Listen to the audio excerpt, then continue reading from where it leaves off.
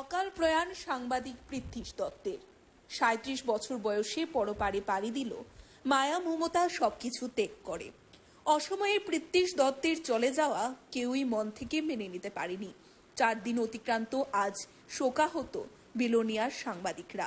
নিয়তির বিধানকে খণ্ডাতে পারে সবকিছু কাটিয়ে উঠে ভারাক্রান্ত হৃদয়ে ফুল দিয়ে শ্রদ্ধা জ্ঞাপনের মধ্য দিয়ে শ্রদ্ধাঞ্জলি জানালো প্রয়াত সাংবাদিক পৃথ্বীশ দত্তকে।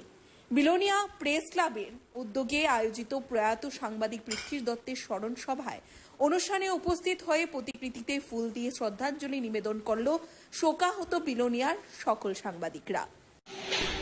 নমস্কার। আজ আমরা বিলোনিয়া প্রেস ক্লাবের আমরা যারা সদস্য যারা রয়েছে সবাই সমবেত হয়েছি এখানটাতে। আপনারা সবাই ইতিমধ্যে জেনে গেছেন পত্রপত্রিকা বা মিডিয়ার দৌলতে যে আমাদের প্রেস ক্লাবের সদস্য পৃথ্বীশ দত্ত গত 5ই ডিসেম্বর ট্রেনে ঝাঁপ দিয়ে আত্মহত্যা করেছেন। তো তার মৃত্যুতে আমরা প্রেস ক্লাবের সদস্যরা গভীরভাবে মর্মাহত। শুধু আমরা কেন, পৃথ্বীশকে যারা জানতো চিনত, রাজ্যের সর্বত্র যারা সাংবাদিকতার সাথে জড়িত রয়েছেন প্রত্যেকেই পৃথ্বীশের মৃত্যুতে গভীরভাবে শোকাহত।